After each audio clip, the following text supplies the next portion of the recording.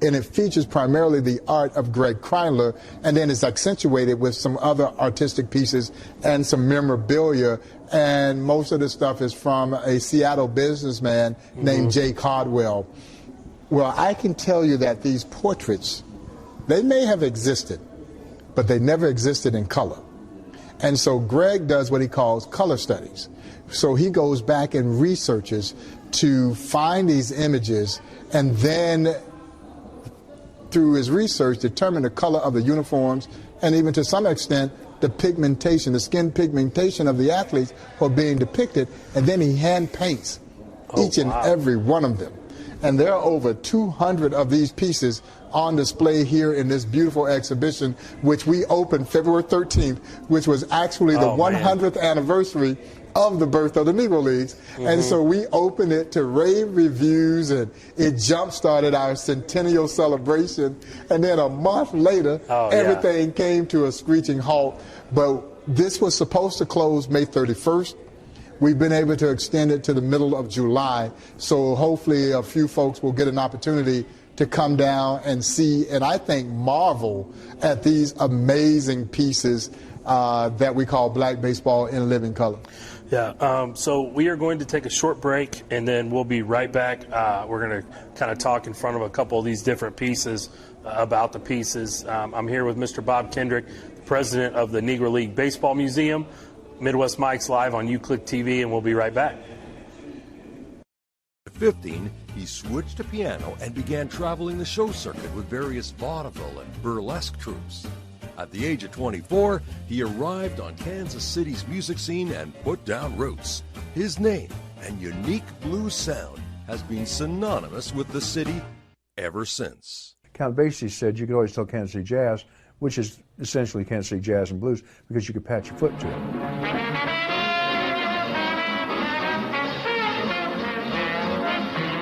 Count Basie's legendary influence on the Kansas City blues scene began when he started hanging out and performing at clubs and movie houses in the city's famous 18th and Vine district. These images existed. At 15, he switched to piano and began traveling the show circuit with various vaudeville and burlesque troupes. At the age of 24, he arrived on Kansas City's music scene and put down roots. His name and unique blues sound has been synonymous with the city ever since. Count Basie said you could always tell Kansas City Jazz, which is essentially Kansas City Jazz and Blues, because you could patch your foot to it.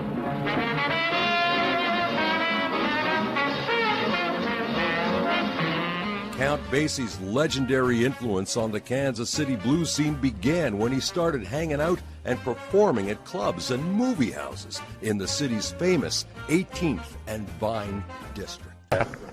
My wife that sounds came and picked good. him I'm up hungry too. I haven't had lunch, and as soon as I'm done. All right, I'm Gary, back with Midwest Mike's on UClick TV, and again, we're joined by Mr. Bob Kendrick of the Negro Leagues Baseball Museum, and we're here, Black Baseball in Living Color, this exhibit. We're going to kind of walk around a little bit and talk about some of the most important pieces, but you were saying we needed to start with this special one that's right up front. Well, I think you almost have to start with Rube Foster, the genius. Yeah, Rube Foster, I think you can make a legitimate case, is the most impactful figure in baseball history.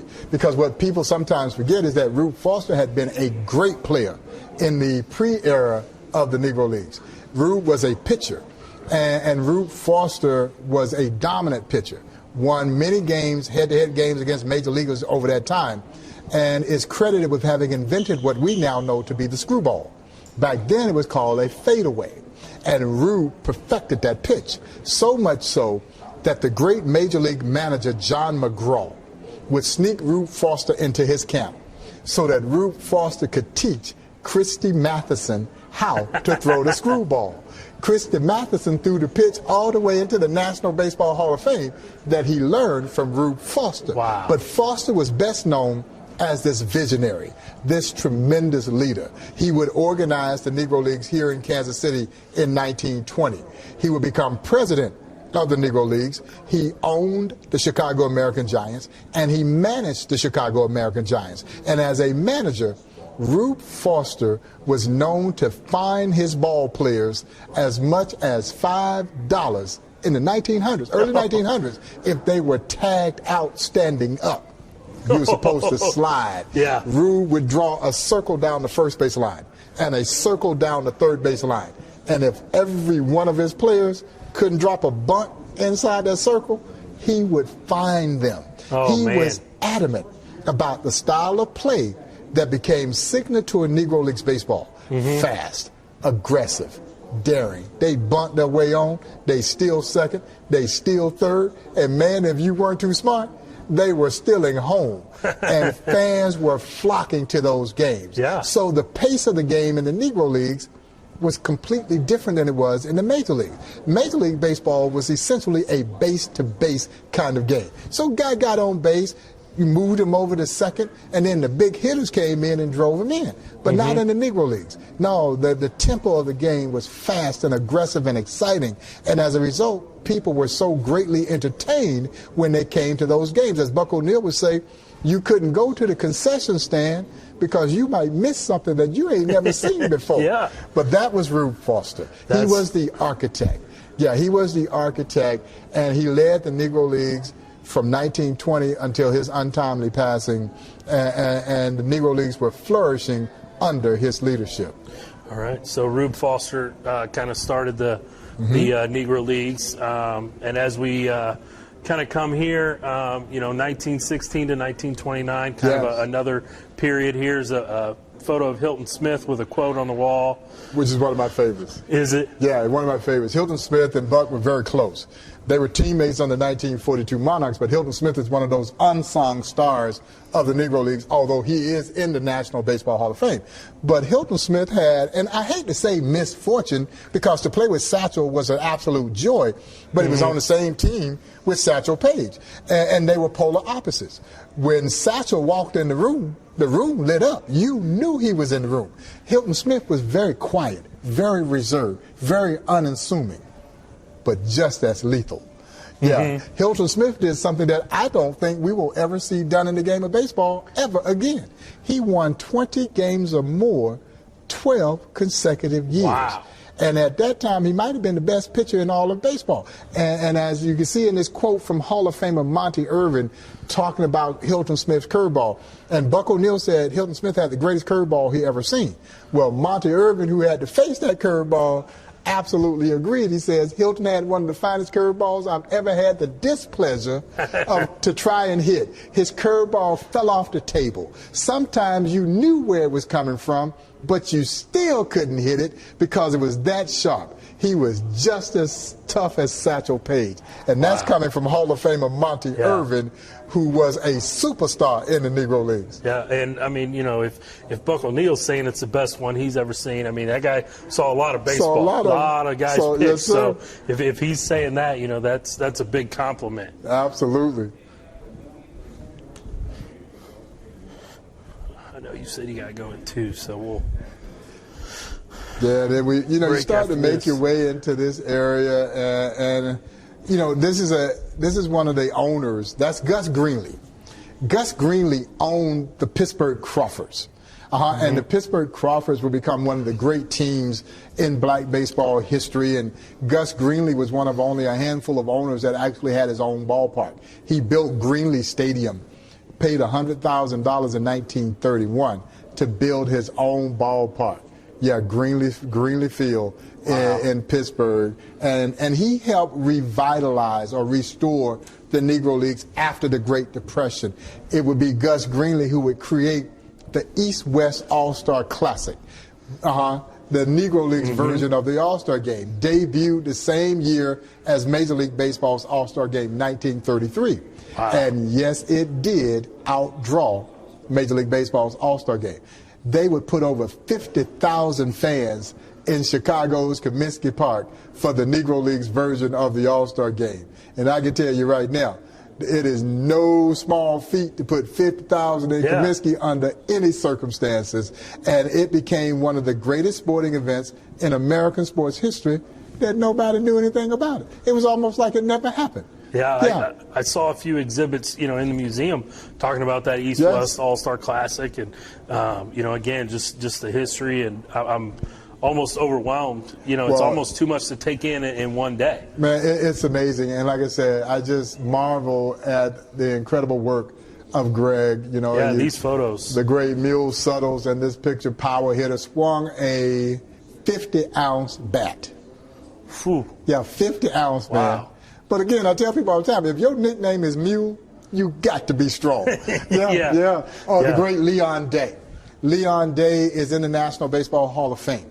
Leon Day is enshrined in the Hall as a pitcher, and he was indeed a great pitcher. But the late, great Buck O'Neil swore to the day he died that Leon Day was a better center fielder than he was pitcher, and he's in the National Baseball Hall of Fame as a pitcher. That's the kind of talent that was there in the Negro Leagues. And so sometimes people are skeptical. But I tell people, if you want to get an understanding of the talent in the Negro Leagues, all you have to do is just stop right now and think about the two greatest living major leaguers, hands down, Willie Mays and Henry Aaron. Mm-hmm. Both of them come out of the Negro Leagues.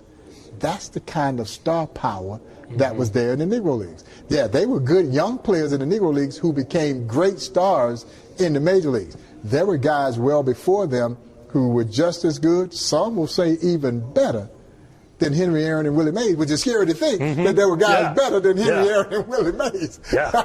It's scary to think, if they don't have those years as young players in the Negro Leagues, do they become those Hall of Famers? They wouldn't have gotten that chance. What would have happened? Exactly. And so that's why this history is so important. Absolutely. That we talk about this and we let people know. Yeah. I know you said you have another interview coming up, so we're going to get you out of here. Any parting words for anybody thinking about maybe coming down? Well, first and foremost, I want to thank you guys for coming and spending some time here and being a part of this reopening week. We encourage folks to make their way and experience the Negro Leagues Baseball Museum. I honestly believe that the Negro Leagues Baseball Museum's reopening could not have happened at a better time. This museum is perhaps more important right now than ever before with some of the things that we're seeing in our society. Well, you get an opportunity to come here and learn the black experience. You get not only to see the trials and tribulations, but you also get to see the success. And it's all done and told through the lens of baseball. And so we encourage people to come down and experience this. We also encourage people to become a member of the Negro Leagues Baseball Museum or to continue to support the Negro Leagues Baseball Museum. To learn more about us, please visit nlbm.com to learn how you can donate or become a member, and of course to learn everything that's happening in and around the Negro Leagues Baseball Museum. And if you're so inclined, you can follow me on Twitter at NLBMPrez, P-R-E-Z, and that same username on Instagram. Now, I don't know what I'm doing, but I'm on there, and we try to keep people informed about what's happening in the world of the Negro Leagues Baseball Museum. Yeah, and we'll make sure to send that information out, the website and the Twitter and all that. That way our audience can find it. Thank you again for your time. I want to wish Bob a happy birthday. Yeah, happy belated birthday. Yeah, no. You're going to catch Buck and pass Buck. Yeah, man, I'll tell you what, I got ways to go to catch old Buck. Hey, he did it well for a long time. But it was an honor to talk to you today and to spend some time and get your take on this wonderful place. I'm so glad you guys are reopened. And, just let's get some people down here and come through. And like I said, I'll send out the information on that website and everything through our social media. And, I'll get the intern on that. Jim? Nah. Sax player. Yeah. I'm kidding. Yeah, thank Ryan for playing the sax open. Yeah, he reminded me of a story that Buck O'Neil told. It was so cool to have the sax intro. Well, Buck said the Monarchs had played a game here in Kansas City on a Saturday, and everybody said, we're going to go home, get cleaned up, and they were going to come back and meet at a nightclub called the Subway. Well, it was called the Subway because it was actually literally below street level. And so Buck said, we're all, sitting in the nightclub, sipping on a little tea, when in walks a kid, got a horn over his shoulder he wants to blow. And everybody says, let him blow. Well, Buck says this kid gets up on the stage and he starts making noises out of this horn that they'd never heard before. You know, and they said, but you had to pay attention. Well, that kid was 17-year-old Charlie Yardbird Parker.